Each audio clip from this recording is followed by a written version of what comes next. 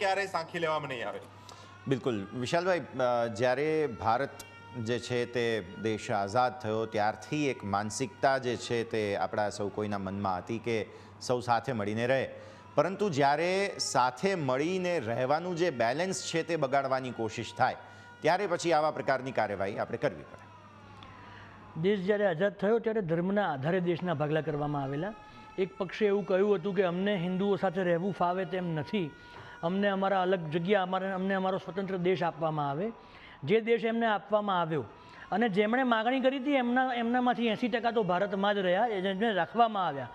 મહામાનવ સરદાર પટેલે એવું કહ્યું હતું કે જ્યારે તમે ધર્મના આધારે દેશના ભાગલા કરો છો ત્યારે છેલ્લામાં છેલ્લો મુસ્લિમ ત્યાં જવો જોઈએ અને છેલ્લામાં છેલ્લો હિન્દુ અહીં આવવો જોઈએ। પરંતુ આપણા કથિત બાપુ એના માટે અનશન ઉપર બેઠા હતા, એમની માગણીનો વિરોધ કર્યો હતો। જ્યારે એક ભાઈ સંપત્તિના મિલકતના ઘરના ભાગ કરાવે છે, પોતાનો ભાગ લઈને અલગ જાય છે, ત્યારે પછી રહેલા ભાગમાં એનું સ્થાન કે એની જગ્યા કે એનો કોઈ અધિકાર રહેતો નથી। પરંતુ અહીંયા રહીને એ લોકોએ ડેમોગ્રાફી ચેન્જ કરવાના પ્રયત્નો કર્યા। ન માત્ર પોતે પોતાની ડેમોગ્રાફી ચેન્જ કરવાના પ્રયત્નો કર્યા, પરંતુ બાજુના પડોશી દેશોમાંથી પોતાના સગાવાલાઓને બોલાવી, કારણ કે એમનો કોન્સેપ્ટ રાષ્ટ્રનો કે જમીનનો કોન્સેપ્ટ નથી, એમનો ઉમ્માનો કોન્સેપ્ટ છે। એટલે અહીં તમારો એમનો પડોશી જો હિન્દુ હશે તો એનો ભાઈ નથી, એનો મિત્ર હશે તો એનો ભાઈ નથી, પરંતુ સિરિયાનો જો એનો મુસ્લિમ હશે તો એનો ભાઈ છે।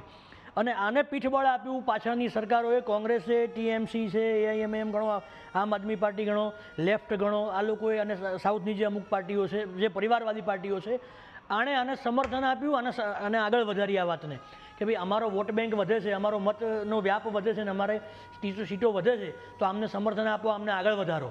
એટલે આ જે થયું એ ન થવું જોઈએ। રાષ્ટ્રનું હિત પહેલું હોવું જોઈએ, ધર્મનું હિત પણ એ પછી આવે છે, અને પાર્ટીનું હિત અથવા મારું અંગત હિત તો બહુ છેલ્લેની વાત છે। એટલે જો રાષ્ટ્રના હિતમાં મારું હિત નથી તો એનો મતલબ કે હું રાષ્ટ્ર વિરોધી છું। તો આ કોંગ્રેસે પોતાની અંદર રાખવાની જરૂર છે। જ્યારે એમનું રાષ્ટ્રીય નેતૃત્વ એમ કહે છે કે પાર્ટી લાઇનથી હટીને કોઈ વાત નહીં કરવી, એવું એમને ડિસ્ક્લોઝ કરવું પડે છે, કારણ કે એમના મંત્રીઓ, મુખ્યમંત્રીઓ આવીને બફાટ કરે છે કે આવું નથી ને પાકિસ્તાન સામે આપણે ન કરવું જોઈએ ને। અરે ભાઈ, તમારા કયા સગા થયા છે? તમે આ દેશના એક રાજ્યના મુખ્યમંત્રી છો, તમારે આવું સ્ટેટમેન્ટ આપવાની ક્યાં જરૂર છે? એટલે આવા પણ બીજા અમુક નેતાઓ છે કે જેમણે પોતે બફાટ કરેલા છે અને પછી પાર્ટી આગળથી એમના અધ્યક્ષશ્રીએ અને રાષ્ટ્રીય નેતાએ આવીને એવું કહેવું પડ્યું છે। અરે રાષ્ટ્રીય નેતાએ પણ પોતે પહેલગામ અટેક બાદ પણ એમનો પોતાનો વિડીયો છે, એક સ્ટેજ ઉપર ઉભા રહીને એવું ભાષણ આપ્યું કે આપણે પાકિસ્તાનથી નફરત ન કરવી જોઈએ, આપણે એમની સાથે ઝઘડવું ન જોઈએ, આપણને મારે તો પણ આપણે પ્રેમ ભાવ દર્શાવવો જોઈએ। ગાંધીજીના જે વાક્યો હતા એમણે રિપીટ કર્યા, પણ ગાંધીજીના વાક્યોનો અર્થ અને હાર્દ બહુ જુદું હતું, અને આમનું જે હાર્દ છે એ પોતાની વોટ બેંકના અપીઝમેન્ટનું છે। એટલે પોતાની વોટ બેંકના અપીઝમેન્ટથી દૂર રહો, દેશની સાથે રહો, દેશની જનતાની સાથે રહો, રાષ્ટ્રની સાથે રહો, એમાં તમારું ભલું છે। નહીં તો તમે સતત 90 ઇલેક્શન હાર્યા છો, બીજા 90 હારશો, તમને પ્રજા વોટ નહીં આપે, જગ્યા નહીં આપે ઊભા રહેવા માટેની।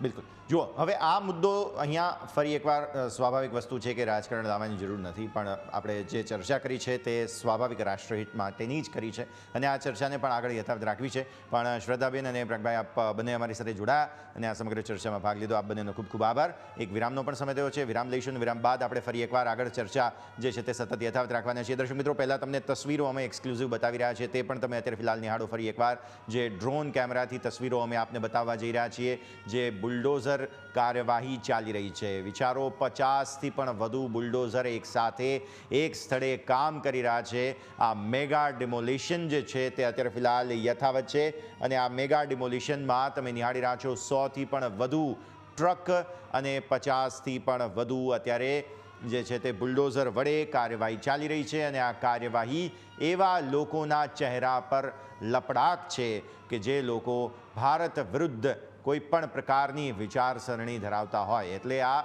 ખૂબ જ મહત્વપૂર્ણ એક્સક્લુઝિવ તસવીરો અમે આપને બતાવી રહ્યા છીએ ચંડોળા તળાવથી। આ તસવીરો આપ નિહાળી રહ્યા છો કે જ્યાં બુલડોઝર કાર્યવાહી સતત યથાવત જોવા મળી રહી છે। તો અત્યારે ફિલહાલ પરિસ્થિતિ આપને ફરી એકવાર અપડેટ આપીએ। દિવસે લગભગ 7-7:30 વાગ્યા આસપાસથી કાર્યવાહી શરૂ થઈ છે અને 6 વાગ્યાથી અમે સતત અવિરત કવરેજ આપને દર્શાવી રહ્યા છીએ। જે કવરેજના ભાગ સ્વરૂપે અત્યારની પરિસ્થિતિ આપ નિહાળો છો કે આ જે કહી શકાય કે તળાવ હતું, જ્યાં તળાવ પર અત્યારે દબાણ છે, તે દબાણો એક પછી એક જમીનદોસ્ત કરવામાં આવી રહ્યા છે। વિશાલભાઈ આપણી સાથે જોડાયેલા છે। વિશાલભાઈ, હવે મુદ્દો સમજવા જેવો એ કે આ પહેલાં પણ જ્યારે નરેન્દ્ર મોદી મુખ્યમંત્રી હતા ત્યારે પણ આવા પ્રકારે બુલડોઝરથી કાર્યવાહી જરૂર કરવામાં આવી હતી, પણ બિલાડીના ટોપની જેમ ફરી એકવાર આ દબાણો ફરી ઊભા થઈ ગયા અને આજે આ પરિસ્થિતિ છે. એટલે આપણા સૌ કોઈની જવાબદારી હવે એ બને કે ફરી એકવાર આવા પ્રકારે દબાણો ઊભા ન થઈ જાય. આપની વાત બિલકુલ સાચી છે. જ્યારે મોદી સાહેબ અહીંયા ચીફ મિનિસ્ટર હતા, ગુજરાતના મુખ્યમંત્રી હતા, ત્યારે ચંડોળામાં અને શાહ આલમ આસપાસ અથવા જુહાપુરા આસપાસ પણ ડિમોલિશનો આવી ગેરકાયદે વસ્તીઓના થયેલા. પરંતુ એ વખતે કેન્દ્રમાં એમની સરકાર નહોતી અને એક આખી સિસ્ટમ હતી, ઇકોસિસ્ટમ, જે આજે પણ છે કે જે રાત્રે 12 વાગે સુપ્રીમ કોર્ટના દરવાજા ખોલાવી શકે છે. તમે તમારા વૈધ મુદ્દાઓ માટે સુપ્રીમ કોર્ટમાં જ્યારે જાઓ છો, હિન્દુ પક્ષ જ્યારે જાય છે અથવા મંદિર પક્ષ અથવા બંધારણના કોઈ સુધારાઓ માટે જ્યારે આપણા તરફના પક્ષો જાય છે, ત્યારે સુપ્રીમ કોર્ટ તરફથી એવી સૂચના આપવામાં આવે છે કે પહેલાં તમે હાઈકોર્ટમાં જાઓ અને ત્યાંથી જો નિર્ણય ન આવે તો સુપ્રીમ કોર્ટમાં આવો. પરંતુ આતંકવાદીઓ માટે સુપ્રીમ કોર્ટ રાત્રે 12 વાગે ખુલી જાય છે. એવી ઇકોસિસ્ટમ આપણે ડેવલપ કરી હતી. NGO છે, બહારથી ફંડ મેળવવું, ખૂબ બધા વકીલોને, જાણીતા વકીલોને હાયર કરવા કે જેમના ઊંચા છેક સુધીના સુપ્રીમ કોર્ટના જજો સુધી જેમની ઓળખાણો હોય અને જે લોકો રાત્રે 12 વાગે કોર્ટ ખોલાવી શકતા હોય. એટલે એ લોકોનું જે સિસ્ટમનું દબાણ હતું અને કોર્ટના ઓર્ડરો એમને રાતોરાત સ્ટેના મળી જતા હોય, એના આધારે કામગીરીઓ સીમિત રાખવી પડતી હતી. પરંતુ આજે સરકાર જે છે એ અહીંયા કેન્દ્રમાં પણ, એટલે ગુજરાત પ્રદેશમાં પણ છે અને કેન્દ્રમાં પણ છે, એટલે ડબલ એન્જિન સરકાર જે છે.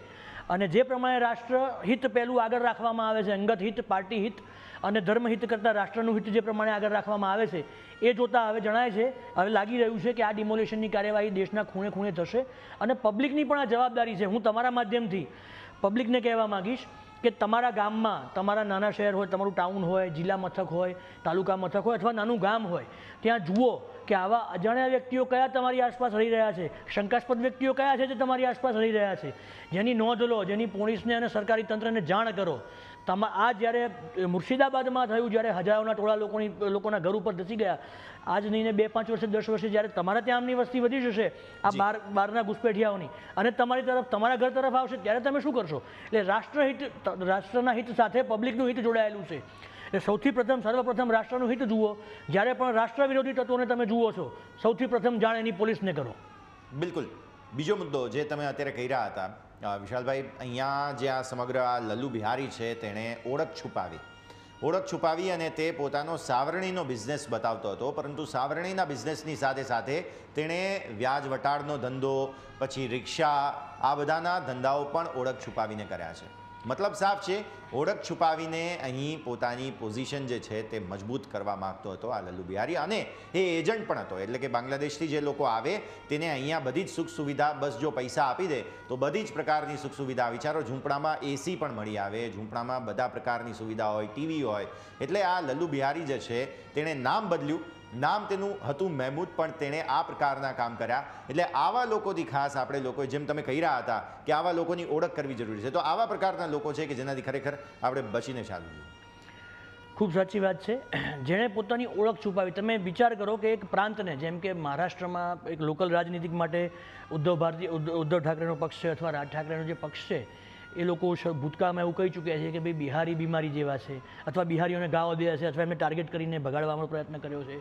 એટલે એક પ્રાંતનું નામ ખરાબ કરવું, પ્લસ મહેમૂદ નામ છુપાવી અને પોતાનું નામ લલ્લુ બિહારી રાખ્યું.